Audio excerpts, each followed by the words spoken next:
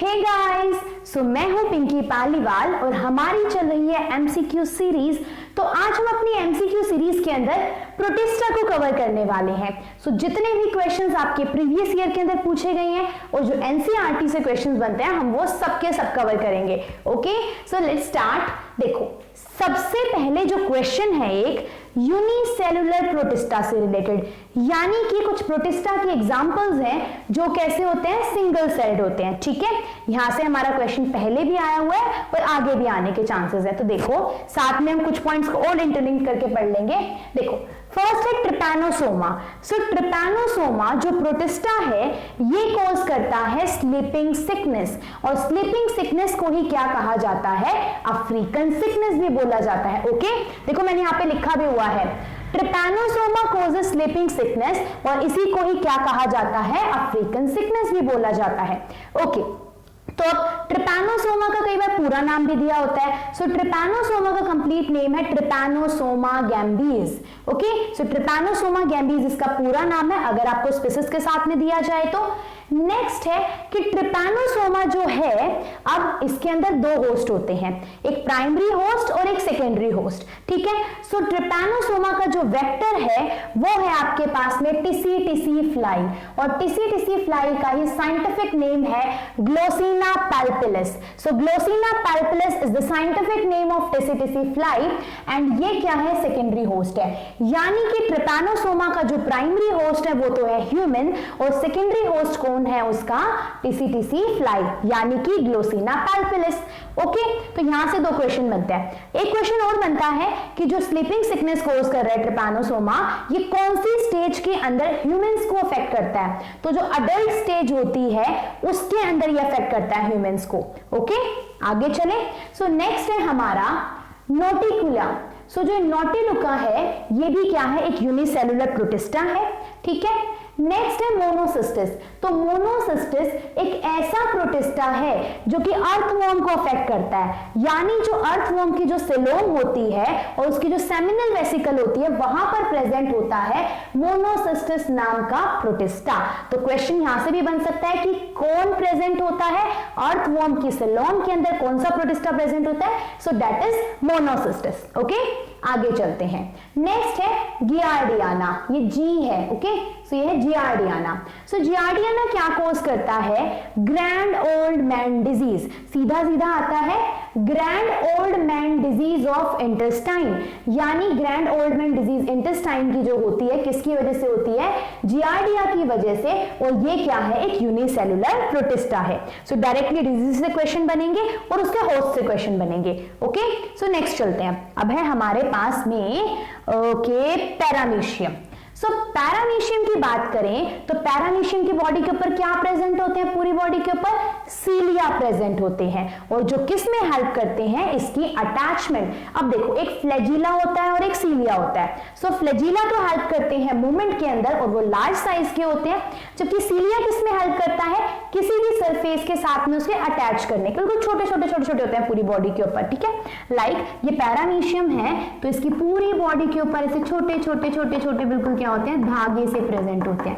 इनको क्या बोलते हैं, सीलिया प्रेजेंट होते हैं। ठीक है, किसमें हेल्प करेंगे, अटैचमेंट के अंदर। ओके, सो पैरामीशियम के अंदर एक खासियत होती है कि ये एग्जिबिट करता है साइटोप्लाज्मिक इनहेरिटेंस, यानी कि क्वेश्चन आया हुआ है ये पहले भी कि जो पैरामीशियम है ये कौन सा स्पेशल कैरेक्टर शो करता है, साइटोप्लाज्मिक इनहेरिटेंस। अब साइटोप्लाज्मिक इनहेरिटेंस में होता क्या है, साइटोप्लाज्मिक इनहेरिटेंस ये शो करता है due to presence of kappa particle. जो एक खापा पार्टिकल होते हैं ये पैरामीशियम के साइटोप्लाज्म के अंदर प्रेजेंट होते हैं, और ये जो खापा पार्टिकल है ये रिलीज करते हैं एक टॉक्सिन जिसका नाम है पैरामिसिन। ठीक है, तो तीनों के तीनों क्वेश्चंस आए हुए हैं। सो टॉक्सिन रिलीज करते हैं जिसको हम क्या बोलते हैं, पैरामिसिन। सो पैरामीशियम एग्जिबिट करेगा साइटोप्लाज्मिक इनहेरिटेंस, यानी इसके जो साइटोप्लाज्म के अंदर जो खापा पार्टिकल प्रेजेंट है ये क्या करेंगे, इन्फेक्शन कोज कर सकते हैं क्योंकि टॉक्सिन रिलीज कर रहे हैं।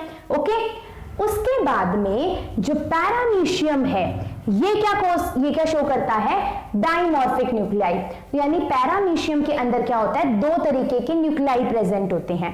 कौन कौन से, एक होता है माइक्रोन्यूक्लियस और दूसरा होता है मैक्रोन्यूक्लियस।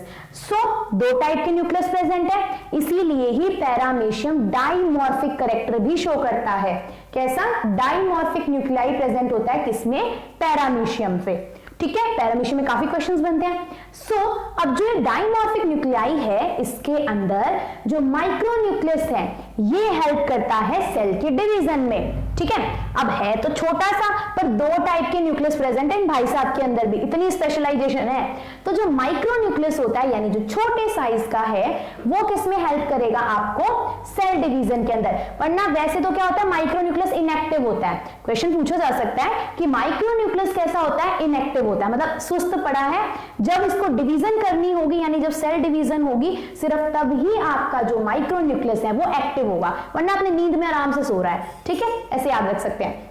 नेक्स्ट है मैक्रोन्यूक्लियस।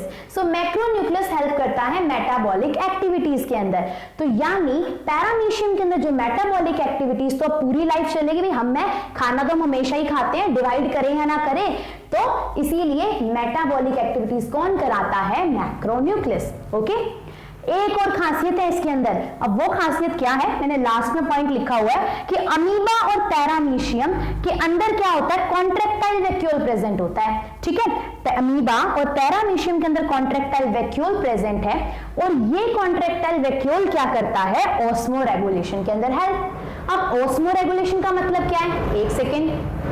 ठीक है, तो ऑस्मो रेगुलेशन का मतलब होता है कि जो वो क्या करेगा? वाटर को बॉडी के अंदर लेगा, रिलीज करेगा, न्यूट्रिएंट्स को लेगा, तो वो सब किसकी मदद से होता है? इस कॉन्ट्रैक्टाइल वैक्यूल की मदद से। सो अमीबा एंड पैरामीशियम दोनों के अंदर ही कॉन्ट्रैक्टाइल वैक्यूल प्रेजेंट होता है, और किस में हेल्प करता है? वो ऑस्मो रेगुलेशन के अंदर। सबके सब एज इट इज क्वेश्चंस उठाए गए हैं ये, जो पहले पूछे जा चुके हैं। ठीक है, आगे बात करते हैं हम, और एडिशनल पॉइंट्स भी हमने ऐड कर दिए हैं। सो नेक्स्ट है एंटअमीबा हिस्टोलाइटिका। सो एंटअमीबा हिस्टोलाइटिका क्या है? आपका एक अमीबा है, और ये सारे के सारे कौन है? प्रोटोजोन्स हैं। ठीक है, अच्छा, एंटअमीबा हिस्टोलाइटिका भी इंफेक्शन कोज करता है ह्यूमन की लार्ज इंटेस्टाइन के अंदर, और लार्ज इंटेस्टाइन के भी कौन से पार्ट के अंदर? Upper part of large intestine के अंदर इंफेक्शन कोज करता है कौन? Entamoeba histolytica. अब इनके भी एक प्राइमरी होस्ट होगा, एक सेकेंडरी होस्ट होगा। ठीक है, तो यानी ना इनका भी पक्का होता है, हम एक में नहीं रहेंगे, हम तो दो दो घर बनाकर रहेंगे। ठीक है, दो दो घर इन द सेंस दैट कि दो होस्ट होते हैं, आधी लाइफ साइकिल एक में पूरी करते हैं, आधी दूसरे के अंदर करते हैं। ठीक है, अच्छा, तो एंटअमीबा हिस्टोलाइटिका की कौन सी फॉर्म होती है जो क्या करती है? इन्फेक्शन कोज करती है। सो वो अडल्ट फॉर्म होती है, और उस अडल्ट फॉर्म को क्या कहा जाता है? ट्रोफोजोइट या फिर सिस्ट ऑफ एंटअमीबा। इसको कर लेना पूरा, सिस्ट ऑफ एंटअमीबा या तो ट्रोफोजोइटिस इन्फेक्शन। क्वेश्चन सीधा आएगा कि कौन सी इन्फेक्शियस स्टेज होती है एंटअमीबा हिस्टोलाइटिका की? सो वो होती है ट्रोफोजोइट। ओके, आगे चले, या फिर सिस्ट ऑफ एंटअमीबा। अब ना अमीबा के अंदर एक चीज और है कि अमीबा को जब तक फेवरेबल कंडीशन मिलती है तब तक तो नॉर्मल अपना बाइनरी फिशन करेगा और डिवाइड करेगा, लेकिन जैसे ही अनफेवरेबल कंडीशन आई, भाई उसको सर्दी गर्मी लगने लगी, उसके हिसाब से काम नहीं चल रहा, तो अनफेवरेबल कंडीशन में अपने चारों तरफ एक हार्ड लेयर बना लेता है जिसको हम सिस्ट बोलते हैं, और क्या बना लेगा? अपने आप को एक स्पोर के अंदर कन्वर्ट कर लेगा, उसको हम बोलते हैं इंसिस्टेशन ऑफ अमीबा। दो लेयर की, मतलब अपने चारों तरफ दो लेयर बना लेता है ये, और वो किसमें हेल्प करेगा? इसको एक स्पोर की फॉर्मेशन हो जाएगी, यानी पूरा पूरा एक स्पोर में कन्वर्ट हो जाएगा, और या फिर उसे क्या बोल सकते हैं? एक तरीके की सिस्ट डेवलप कर ली, यानी अमीबा के चारों तरफ जब सिस्ट डेवलप होगी मतलब वो एक तरीके के स्पोर में कन्वर्ट हो गया। अब जब फेवरेबल कंडीशन आएगी वापस अमीबा अपना रूप ले लेगा, मतलब कि अपने नॉर्मल तरीके से डिवाइड करेगा। ओके, नेक्स्ट अब है मलेरिया। मलेरिया तो आज तक सुनते ही आए हैं। सो मलेरिया होता है फीमेल एनाफिलीज से। ठीक है, सो कहां पर होगा? आपका मलेरिया होगा फीमेल एनाफिलीज से, यानी इसका होस्ट है। ठीक है, अब आता है फीमेल एनाफिलीज से मच्छर का कोई लेना देना नहीं होता मलेरिया में, मतलब वो खुद इन्फेक्शन नहीं करता, उसको बेचारा खुद किसी की चपेट में आया हुआ होता है, मतलब प्लाज्मोडियम होता है। प्रोटोजोआ के अंदर हम एक स्पोरोजोन नाम की डिवीजन पढ़ते हैं, जिसमें से क्या है आपका प्लाज्मोडियम। ये प्लाज्मोडियम मॉस्किटो के स्लेवरी ग्लैंड के अंदर क्या करता है? डिवीजन करता है, यानी असल करता धता तो कौन है? ये प्लाज्मोडियम है जो आपको मलेरिया कोज करवा रहा है। सिर्फ आपका जो मॉस्किटो है वो तो एक एजेंट है, मतलब कि वेक्टर है। सो जो आपके पास में सेक्सुअल साइकिल होती है इस प्लाज्मोडियम की, वो होती है गट ऑफ मॉस्किटो के अंदर, यानी मॉस्किटो के गट के अंदर क्या होती है, सेक्सुअल साइकिल होती है।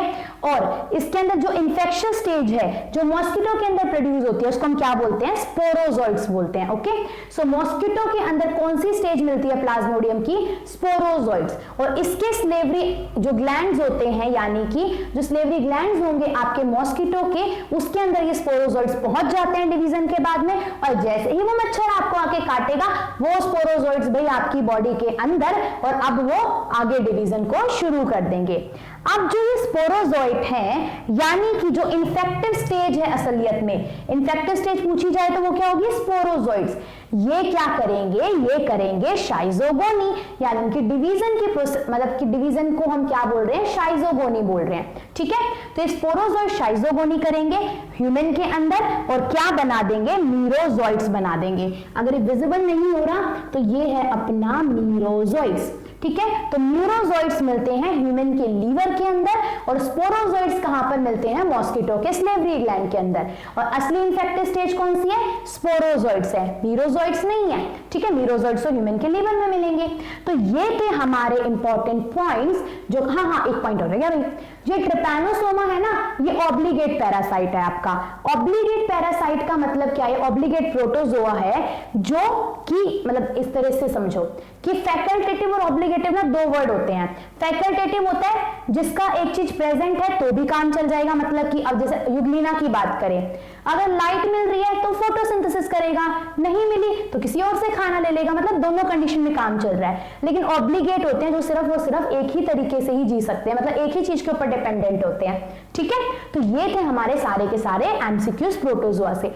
डेली ऐसी वीडियोस आने वाली है, सो स्टे ट्यून्ड विद क्लासी नेरा and subscribe to it. Okay.